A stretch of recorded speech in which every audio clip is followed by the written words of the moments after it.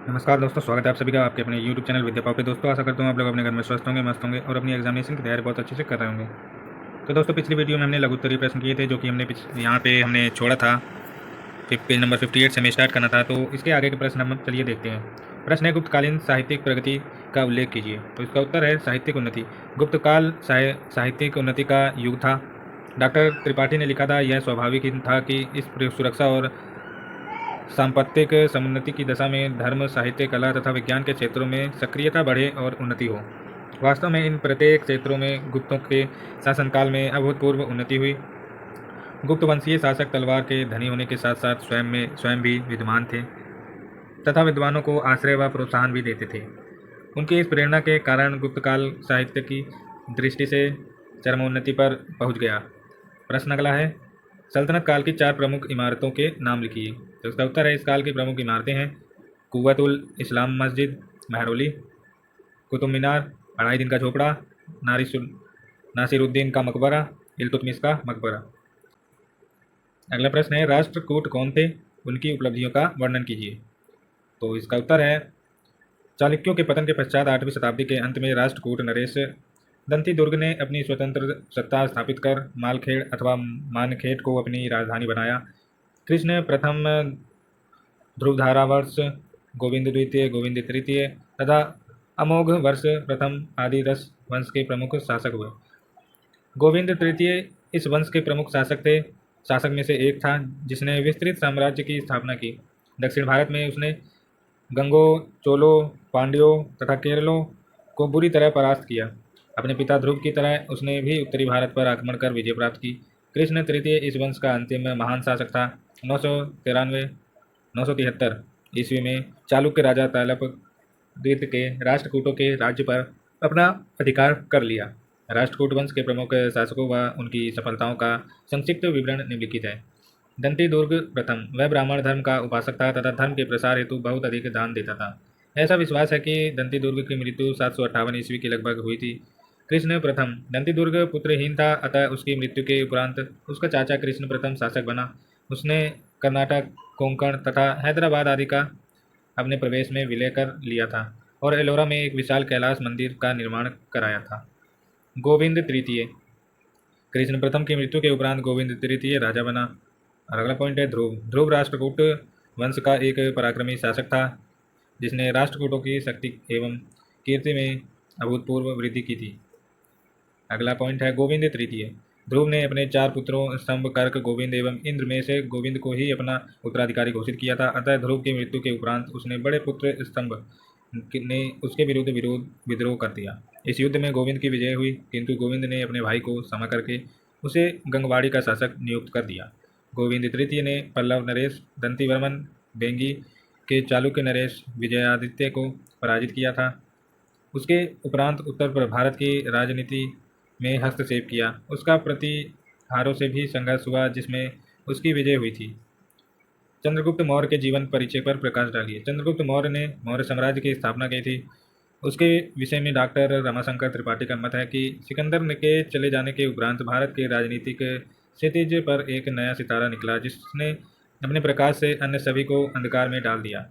इतिहासकारों के अनुसार चंद्रगुप्त का जन्म लगभग 345 ईसा पूर्व में मौर्य अथवा मौर्य वंश के क्षत्रिय कुल में हुआ था, जो शाक्यों की एक शाखा थी। उसका साम्राज्य पश्चिम में हिंदुकुश पर्वत से और पूर्व में बंगाल की खाड़ी तक तथा उत्तर में हिमालय से लेकर दक्षिण में मैसूर तक फैला था। अगला प्रश्न है, चंद्रगुप्त मौर्य की उपलब्धियों का विवरण कीजिए। तो इसका उत्तर है, चंद्रगुप्त तथा चाणक्य एक विस्तृत तथा संगठित केंद्र मूल साम्राज्य की स्थापना करने चाहते थे। अपनी इस योजना को कार्यान्वित करने के लिए चंद्रगुप्त ने निम्नलिखित प्रदेशों पर विजय प्राप्त की। पंजाब पर विजय। चंद्रगुप्त ने अपनी विजय पंजाब से आरंभ की। पंजाब को अपने अधिकार के में करने के बाद सिकंदर भारत में से चला गया। 316 ईसा पूर्व में चंद्रगुप्त ने संपूर्ण पंजाब पर अपना अधिकार स्थापित कर लिया। अगला है मगध राज्य पर विजय। जब चंद्रगुप्त ने नंदों का विनाश कर मगध साम्राज्य पर अपना प्रभुत्व स्थापित करने के लिए पूर्व की ओर प्रस्थान कर दिया, नंदराज धनानंद युद्ध में मारा गया और चाणक्य ने 321 ईसा पूर्व में चंद्रगुप्त को मगध के सिंहासन पर बैठा दिया। अगला प्रश्न है, मलय केतु के विद्रोह का दमन। मगध पर विजय प्राप्त करने के पूर्व ही चंद्रगुप्त ने प्रवर्तक के साथ मैत्री कर ली, जो हिमालय पर्वत के कुछ जिलों में शासन कर रहा था। मगध पर जिस समय चंद्रगुप्त को विजय प्राप्त हुई उसके बाद ही प्रवर्तक की मृत्यु हो गई और उसका पुत्र मलय केतु राजगद्दी पर बैठा। दक्षिण भारत पर विजय। उत्तरी भारत पर विजय प्राप्त करने के उपरांत चंद्रगुप्त ने दक्षिण भारत पर भी अपनी विजय पताका फहराने का साहस किया। महासत्रप रुद्रदामन के जूनागढ़ के अभिलेख से पता चलता है कि सौराष्ट्र पर चंद्रगुप्त का आधिपत्य था। अगला प्रश्न है, चंद्रगुप्त मौर्य की मृत्यु और बिंदुसार का राज्यारोहण किस सन में हुआ था? तो 298 ईसा पूर्व में उन्होंने अपना साम्राज्य बेटे बिंदुसार को ले देकर कर्नाटक चले गए, जहां उन्होंने 5 हफ्तों तक बिना खाए पिए ध्यान किया। इसे शंकरा कहते हैं। ये जब तक करते हैं जब तक मर न जाएं। यहाँ चंद्रगुप्त मौर्य ने अपने प्राण त्याग दिए। बिंदुसार का राज्यारोहण 298 ईसा पूर्व में हुआ था। अगला प्रश्न है, अशोक का जीवन परिचय देते हुए उसकी उपलब्धियों पर प्रकाश डालिए। अशोक का प्रारंभिक जीवन। बिंदुसार की मृत्यु के उपरांत भारत के इतिहास गगन पर उस महान सम्राट का उदय होता है जो भारत को क्या विश्व इतिहास में अपना महत्वपूर्ण स्थान रखता है। यह महत्वपूर्ण सम्राट इतिहास में सम्राट अशोक महान के नाम से प्रसिद्ध है। जब बिंदुसार के पश्चात अशोक सिंहासन पर बैठा तो वह शासनकाल से बिल्कुल अनभिज्ञ न था। अपने पिता के शासनकाल में ही वह मध्य भारत तथा तक्षशिला का शासक रह चुका था, जहाँ उसने एक विद्रोह का दमन भी किया था। बौद्ध मत की एक किंवदंती के अनुसार उसका सिंहासनारोहण शांतिपूर्वक नहीं हुआ था, क्योंकि स्वयं सिंहासन पर बैठने के लिए उसको अपने कई भाई मारने पड़े थे। इस कारण उसका वैधानिक राजतिलक 4 वर्ष तक रुका रहा। यदि इस कथानक को सत्य मान लिया जाए तो उसके राज्याभिषेक की तिथि ईसा से 269 वर्ष पूर्व ठहरती है। भले ही उसने ईसा से 273 वर्ष पूर्व सिंहासन पर अधिकार कर लिया हो, परंतु इस बात को ध्यान में रखना चाहिए कि इन सभी तिथियों की सत्यता चंद्रगुप्त शासन के प्रारंभ की तिथि पर निर्भर करती है। इसके अतिरिक्त उसने अपने अनेक शिलालेखों में सच्चे धर्म की जो परिभाषा बतलाई है वह धर्म से भिन्न है। वास्तव में यह सब धर्मों का सार है। उसकी नैतिक शिक्षा अपनी सरलता तथा स्पष्टता के लिए सराहनीय है। उदाहरण के लिए माता पिता तथा बड़ों की आज्ञा मानना, गुरु की प्रतिष्ठा करना, जीवों के प्रति अहिंसा, भिन्न मतों की प्रति उदारता, दया दान, सत्यप्रियता, शुद्धता, नम्रता, भांडता, कम बचाना, मितव्ययिता, कृतज्ञता तथा आत्मनिरीक्षण इत्यादि है। अगला प्रश्न है, अशोक के धर्म प्रचार के संबंध में अपने विचार रखिए। और एक और प्रश्न है, अशोक के धम्मम की विशेषताओं को समझाइए। तो इसका उत्तर है, अशोक के धम्मम के आदर्शों एवं सिद्धांतों की विवेचना करने पर अशोक के धम्मम यानी धर्म को पाली भाषा में धम्मम कहते हैं में निम्नलिखित विशेषताएं परिलक्षित होती हैं। सार्वभौमिकता। अशोक के धर्म को सार्वभौम कहा जा सकता है क्योंकि इस धर्म में उन उपदेशों का समावेश है जो सभी धर्मों में समान रूप से मान्य है। इस धर्म में सांप्रदायिकता के लिए कोई स्थान नहीं था। सहिष्णुता। सार्वभौम होने के कारण इसमें सभी धर्मों के प्रति समान सम्मान था। यह धर्म वासुदेव कुटुंबकम के सिद्धांत पर अनुमोदन करता था। तत्वों पर बल। अशोक के धर्म में सभी धर्मों के साथ अथवा मूल तत्व पर बल दिया गया था, न कि बाह्य आडंबरों पर। यह धर्म दार्शनिक सिद्धांतों के स्थान पर व्यवहारिक कर्तव्यों तथा आचरणों पर बल देता था। नैतिकता तथा आचरण की प्रधानता। अशोक के धर्म में नैतिकता तथा आचरण की प्रधानता थी। यह धर्म शुद्ध नैतिक धर्म था और इसका सीधा संबंध मनुष्यों के आचरण तथा कर्मों से था। इस धर्म में आचरण की एक नियमावली थी, इसके अनुसार ही व्यवहार करना होता था। अहिंसा। अगला पॉइंट है, अशोक का धर्म अहिंसात्मक था, जिसमें न केवल मनुष्यों वरन पशुओं की भी हत्या का निषेध था। इस धर्म में समस्त प्राणियों पर दया दिखाने का अनुरोध किया गया था। अगला पॉइंट है, अन्य धर्मों का सम्मान। अशोक के धर्म में इस बात की छूट थी कि लोग इस धर्म को स्वीकार करते हुए भी अन्य सभी धर्मों तथा संप्रदायों के लोग अपने धर्म में विश्वास रख सकते हैं। अगला पॉइंट है, धम्मम महामात्र। अशोक ने प्रजा को सही राह दिखाने के लिए अलग से अधिकारी रखे, जिन्हें धम्मम महामात्र कहा गया, जिसका कार्य गांव-गांव, नगर-नगर जाकर लोगों को सही व्यवहार की बातें बताना था। अगला प्रश्न है, प्रथमतः द्वितीय बौद्ध सभाएं किनके शासनकाल में आयोजित की गई? तो इसका उत्तर है बौद्ध महासंगतियाँ, जो कि प्रथम बौद्ध संगति 483 ईसा पूर्व, सप्तपर्णी गुफा, और इसका शासक था अज्ञातशत्रु हर्षवंश। अगला है द्वितीय बौद्ध संगति, जो कि 383 ईसा पूर्व में हुई, वैशाली विदर इसका स्थल था और शासक कौन था? कालाशोक। अगला प्रश्न है, तृतीय एवं चतुर्थ बौद्ध सभाएं किसके शासनकाल में आयोजित की गई? तो इसका उत्तर है तृतीय बौद्ध सभा अशोक के समय में और चतुर्थ बौद्ध सभा कनिष्क के समय में। अशोक ने बौद्ध धर्म के सिद्धांतों में एकरूपता लाने के लिए पाटलिपुत्र में एक बड़ी सभा की, जिसे तीसरी बौद्ध सभा भी कहते हैं। इसके अतिरिक्त अशोक ने बौद्ध स्तूपों एवं बौद्ध विहारों का निर्माण कराया। सांची स्तूप के निर्माण की शुरुआत उसी ने कराई थी। पीठ से पीठ सटाकर बैठे हुए 4 हिंसा नायक को जो हमारे राज चिन्ह है, इसे अशोक के सारनाथ स्तंभ से लिया गया है। अगला प्रश्न है, भारत में सबसे पहले सोने के सिक्के किसने जारी किए? तो हिंद यूनान यानी इंडो यूनानी ने। अगला प्रश्न है, बराह मिहिर कौन थे? तो बराह मिहिर गुप्तकालीन महान गणितज्ञ और ज्योतिषाचार्य था। अगला प्रश्न है, मौर्य साम्राज्य के पतन के कारणों का उल्लेख कीजिए। तो मौर्य साम्राज्य के पतन के लिए विभिन्न कारण उत्तरदायी हैं। इनमें प्रमुख कारण इस निम्नवत हैं। तो पहला है, अशोक के अयोग्य उत्तराधिकारी। अशोक की मृत्यु के बाद कुणाल, दशरथ, संप्रीति, शालिस्क, देवमरवा, संतधनुष और बृहदत्त उत्तराधिकारी हुए। सभी में यह योग्यता नहीं थी कि ये इतने बड़े साम्राज्य को यथावत बनाए रखते। साम्राज्य की विघटनकारी प्रवृत्ति। तो अशोक की मृत्यु के साथ ही साम्राज्य की विघटनकारी शक्तियाँ सशक्त एवं सक्रिय हो गई, जिन पर मौर्य शासन नियंत्रण नहीं रख सके। अगला पॉइंट है, आंतरिक अव्यवस्था। तो मौर्य साम्राज्य के पतन में आंतरिक अव्यवस्था ने भी महत्वपूर्ण योगदान दिया। मौर्य साम्राज्य की विशालता के कारण उस पर साधनों के अभाव में नियंत्रण रख पाना बहुत मुश्किल कार्य था। अधिकारियों के अत्याचार। चंद्रगुप्त मौर्य ने कठोर प्रशासनिक व्यवस्था द्वारा साम्राज्य पर नियंत्रण बनाए रखा था। अशोक के बाद राज्य का कर्मचारियों पर से नियंत्रण ढीला पड़ गया। अशोक वे अत्याचारी और उत्पीड़नक बन गए। अगला पॉइंट है, यमन आक्रमण। यमन या यूनानी आक्रमणकारी ने लड़खड़ाते मौर्य साम्राज्य पर प्रहार कर इसे मृतप्राय बना दिया।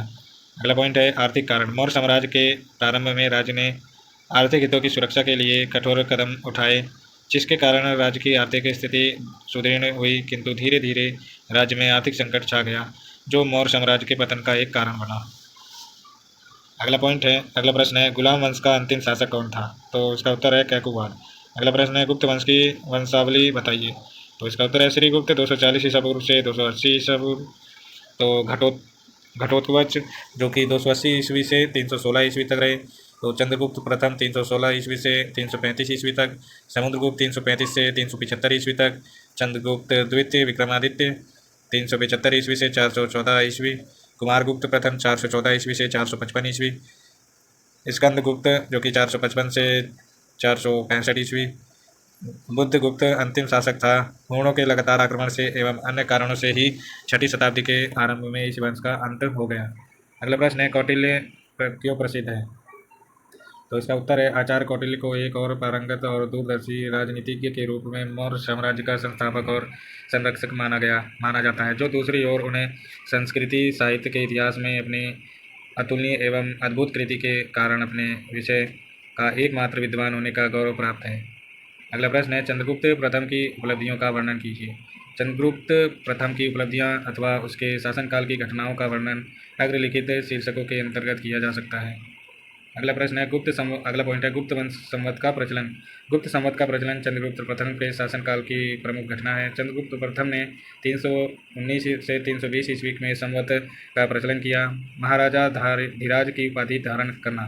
चंद्रगुप्त प्रथम गुप्त वंश का प्रथम शासक था, जिसने अपने बाहुबल के आधार पर एक स्वतंत्र राज्य की स्थापना की और महाराजा धीराज की उपाधि धारण की।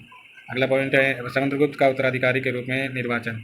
सामान्यतः किसी शासक की मृत्यु के पश्चात ही उत्तराधिकारी शासक बनता था, किंतु चंद्रगुप्त प्रथम ने अपने जीवन काल में समुद्रगुप्त को अपना उत्तराधिकारी नियुक्त कर दिया था। अगला प्रश्न है, गुप्त शासकों की शासन व्यवस्था को समझाइए। तो इसका उत्तर है, संक्षेप में शासन की रूपरेखा निम्नवत थी, जो कि केंद्रीय शासन सम्राट अभिलेखों से ज्ञात होता है। सम्राट राज्य का प्रधान था। राज्य की सभी शक्तियाँ उसी में निहित थी। कानून बनाना, उसे लागू करना, न्याय की अंतिम अपील सुनना आदि सम्राट के प्रमुख कार्य थे। वह अपनी सेना का प्रधान सेनापति होता था। निरंकुश होते हुए भी सम्राट स्वेच्छाचारी न था। अगला पॉइंट है, प्रांतीय शासन। शासन को सुचारू रूप से चलाने के लिए चंद्रगुप्त विक्रमादित्य ने अपने साम्राज्य को अनेक प्रांतों में विभाजित कर दिया था। ये प्रांत देश अथवा भुक्ति कहलाते थे। अगला पॉइंट है, विषय शासन। चंद्रगुप्त विक्रमादित्य ने भक्ति को और देश को अनेक प्रदेशों में बांट रखा था। इन प्रदेशों को विषय कहा जाता था। विषय के शासक को विषयपति कहा जाता था। विषयपति का कार्यकाल 5 वर्ष का होता था।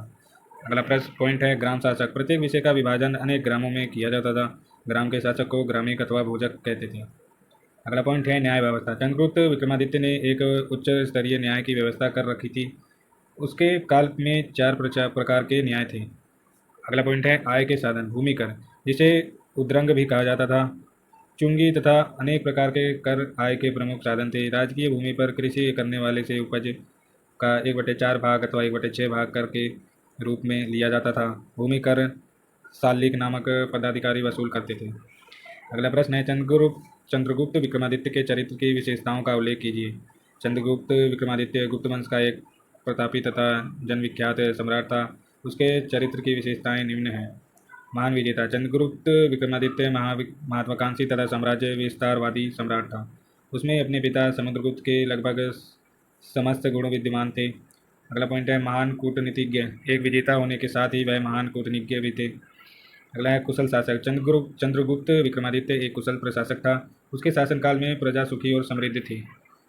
साहित्य अनुरागी तथा कला प्रेमी। चंद्रगुप्त को साहित्य के विशेष लगाव था। वह स्वयं ही उच्च कोटि का विद्वान था। अगला प्रश्न है चीनी यात्री फायान का संक्षिप्त परिचय दीजिए। तो इसका उत्तर है चीनी यात्री फायान, जिसका वास्तविक नाम कुंग था, चंद्रगुप्त विक्रमादित्य के शासनकाल में भारत आया। उसका यह नाम प्रवज्जा ग्रहण करने के बाद पड़ा। फायान का अर्थ होता है कि धर्मगुरु अथवा धर्म रक्षक। फायान ने बचपन से ही अनेक बौद्ध धर्म ग्रंथों का अध्ययन किया। उसने भारत आकर चंद्रगुप्त विक्रमादित्य के शासनकाल में 389 ईस्वी से 414 ईस्वी तक भारत के अनेक स्थानों का भ्रमण किया। तो अगला प्रश्न है गुप्त साम्राज्य के पतन के कारणों को समझाइए। तो इसका उत्तर है गुप्त साम्राज्य के पतन के लिए निम्नलिखित कारण उत्तरदायी थे।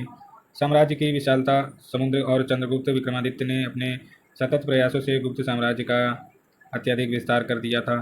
साम्राज्य की विशालता के कारण एक समय ऐसा आया जब गुप्त शासकों के लिए एक तो अयोग्यता, दूसरे अन्य समुचित साधनों के अभाव के में दूरस्थ प्रांतों पर शासन करना दुष्कर हो गया। अगला पॉइंट है अयोग्य उत्तराधिकारी। स्कंदगुप्त की मृत्यु के बाद जितने भी सम्राट हुए उनमें इतनी क्षमता और योग्यता न थी कि वे अपने पूर्वजों के विशाल साम्राज्य की सुरक्षा कर सकें। उत्तराधिकार का युद्ध। गुप्त काल में सम्राट पद के लिए अनेक बार गुप्त शासकों में संघर्ष हुआ। निश्चित ही उत्तराधिकार के युद्ध में ने गुप्त शासकों को आंतरिक रूप से कमजोर कर दिया होगा। आंतरिक विद्रोह। गुप्त वंश के अंतिम शासकों की योग्यता के कारण साम्राज्य में आंतरिक विद्रोह शुरू हो गया, क्योंकि प्रांतपतियों को पर्याप्त अधिकार प्राप्त थे। हुणों के आक्रमण। उत्तरकालीन गुप्त सम्राटों की सीमांत प्रदेश सीमा नीति असंतोषजनक थी, जिसका लाभ उठाकर हुणों ने गुप्त साम्राज्य पर आक्रमण किए और गुप्त साम्राज्य को अत्यधिक हानि पहुंचाई। अगला प्रश्न है हुणों के आक्रमण का भारत पर क्या प्रभाव पड़ा। तो हुणों के आक्रमण का भारत पर निम्न प्रभाव पड़ा। हुणों के आक्रमण के परिणाम स्वरूप गुप्त साम्राज्य को भारी क्षति पहुंची। उसका साम्राज्य खंड खंड हो गया और गुप्त साम्राज्य के खंडहरों पर छोटे छोटे राज्यों का पुनः नव निर्माण हुआ।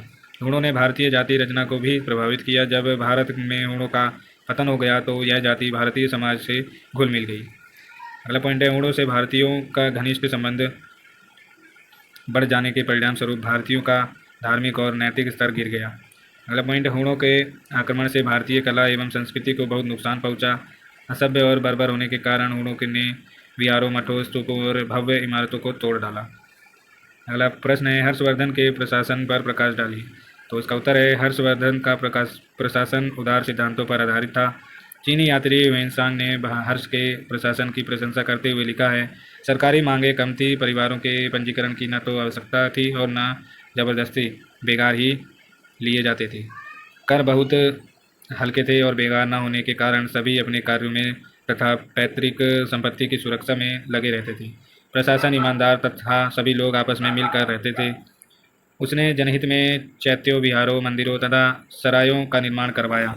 नालंदा विश्वविद्यालय भी हर्षवर्धन के दान से लाभान्वित था। उसने सड़कों का निर्माण तथा उनकी सुरक्षा की पूर्ण व्यवस्था की थी। अगला प्रश्न है सिकंदर लोदी की उपलब्धियां बताइए। तो सिकंदर लोदी की उपलब्धियां को निम्न बिंदुओं से स्पष्ट किया जा सकता है, जो निम्न प्रकार है। सिकंदर लोदी ने पश्चिम बंगाल तक गंगा नदी की घाटी पर अपना अधिकार कर लिया था। उसने अपनी राजधानी दिल्ली से हटाकर नए नगर आगरा में बनाई। उसने वस्तुओं के मूल्य घटाकर व उन पर नियंत्रण करके लोगों की आर्थिक दशा सुधारने का प्रयास किया। उसने भूमि की माप कराकर भू राजस्व निर्धारित किया। अगला प्रश्न है प्रमुख 4 राजपूत वंशों का वर्णन प्रस्तुत कीजिए। प्रमुख राजपूत व राजवंशों का विवरण निम्नलिखित है, जो कि है गुर्जर प्रतिहार वंश, तो इसका क्या है, अग्निकुल के राजपूतों में सर्वाधिक प्रसिद्ध प्रतिहार वंश था, जो गुर्जरों की शाखा से संबंधित होने के कारण इतिहास में गुर्जर प्रतिहार कहे जाते थे। पुलकेशियन द्वितीय के ऐहोल लेख में गुर्जर जाति का उल्लेख सर्वप्रथम हुआ। मिहिर भोज इस वंश का महत्वपूर्ण शासक था। अगला है पाल राजवंश। गुर्जर प्रतिहारों के समान बंगाल में गोपाल ने एक ऐसी राज शक्ति को जन्म दिया जिसने वंश दशकों से चली आ रही अराजकता को समाप्त किया। गोपाल के बाद उसका पुत्र और उत्तराधिकारी धर्मपाल 770 से 810 ईस्वी पालवंश का राजा हुआ। धर्मपाल के मृत्यु के पश्चात उसका सुयोग्य पुत्र देवपाल पालवंशी गद्दी पर बैठा। अगला है चाहमान वंश। इस वंश का उदय शाकंभरी में हुआ। चाहमान के प्रारंभिक राजाओं के में वासुदेव और गुवक के नाम उल्लेखनीय हैं। चाहमान वंश का सबसे प्रसिद्ध एवं अंतिम शक्तिशाली राजा पृथ्वीराज द्वितीय 1179 से 1193 ईस्वी था।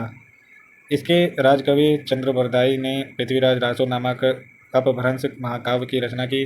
1193 ईस्वी में तराइन ने द्वितीय युद्ध में पृथ्वीराज पराजित हो गया। चंदेल वंश। जहां आजकल बुंदेलखंड है, वहीं पर चंदेलों की राजनीतिक शक्ति का उदय हुआ। खजुराहो उनकी राजधानी थी। इस वंश का सर्वप्रथम राजा नन्नुक हुआ। चंदेल वंश का अंतिम शक्तिशाली राजा परमर्दी अथवा परमल थे। इसके समय में अजमेर के चौहान राजा पृथ्वीराज ने आक्रमण किया। अगला प्रश्न है, राजपूत कालीन सामाजिक दशा पर प्रकाश डालिए। तो राजपूत युगीन समाज वर्णों एवं जातियों के जटिल नियमों द्वारा शासित था। इस समय जाति प्रथा की कठोरता बढ़ी तथा हिंदू समाज की ग्रहणशीलता एवं सहिष्णुता कम हुई। परंपरागत 4 वर्णों ब्राह्मणों, क्षत्रियों, वैश्य, शूद्र के अतिरिक्त समाज में अनेक जातियां व उपजातियां पैदा हो गई थी। ब्राह्मणों का इस युग में प्रतिष्ठित स्थान था। वे राजपूत शासकों के मंत्री व सलाहकार नियुक्त किए जाते थे। अधिकांश ब्राह्मण अध्ययन, यज्ञ, तप आदि में अपना जीवन व्यतीत करते थे। क्षत्रिय जाति के लोग युद्ध तथा शासन का कार्य करते थे। उनमें साहस, आत्मसम्मान, वीरता एवं स्वदेश भक्ति की भावनाएं कूट कूट कर भरी थी। वे अपने जीवन के अंतिम क्षण तक प्रतिज्ञा का पालन करते तथा शरणागत की रक्षा करना अपना परम कर्तव्य समझते थे। वैश्य जाति के लोग व्यापार का काम करते थे। शूद्र का कार्य कृषि, शिल्पकारी तथा अन्य कार्य करना था। अगला प्रश्न है, राजपूतकालीन शासन व्यवस्था को समझाइए। इस काल में शासन के क्षेत्र में सामंतवाद का पूर्ण विकास दिखाई देता है। राजपूतों का संपूर्ण राज्य छोटी छोटी जागीरों में बांटा था। प्रत्येक जागीर का प्रशासन एक सामंत के हाथ में होता था, जो प्रायः राजकुल से संबंधित था। राजपूत शासक अपनी प्रजा पर शासन न करके सामंतों पर ही शासन करते थे। सामंतों के पास अपने न्यायालय तथा अपनी मंत्री परिषद होती थी तथा समय समय पर राज दरबार में उपस्थिति होकर भेंट, उपहार आदि दिया करते थे। राजा की वास्तविक शक्ति व सुरक्षा की जिम्मेदारी सामंतों पर ही होती थी। सामंतों की संख्या में वृद्धि से जनता का जीवन कष्टमय हो गया। वे जनता का मनमाने ढंग से शोषण करते थे। राज्य की आय का प्रमुख स्रोत भूमि कर था। जब भूमि की स्थिति के अनुसार तीसरे से लेकर 12वें भाग तक लिया जाता था। ग्राम पंचायतें केंद्रीय शासन से प्रायः स्वतंत्र होकर अपना कार्य करती थी। दीवानी एवं फौजदारी के मुकदमों से के फैसले भी ग्राम पंचायत द्वारा ही तय किए जाते थे। अगला प्रश्न है, भारत में इस्लाम धर्म के उदय पर प्रकाश डालिए।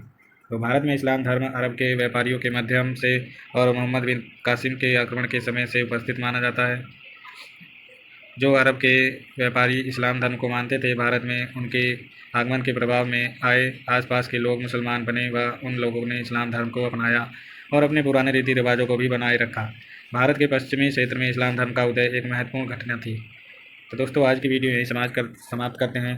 अगली वीडियो में इसके आगे का पढ़ाया जाएगा, जो कि पेज नंबर 67 से है। तो उम्मीद करता हूँ आपको यह कंटेंट अच्छा लगा होगा। तो अच्छा लगा है तो वीडियो को लाइक करें, चैनल पर नए हैं तो चैनल को सब्सक्राइब करें और बेल आइकन दबा दें, क्योंकि इस तरह की वीडियो आपको अपडेट मिलता रहेगा। और अपनी तैयारी करते रहें। Best of luck for your exam, जो कि आपके एग्ज़ाम होने वाले हैं जल्द ही।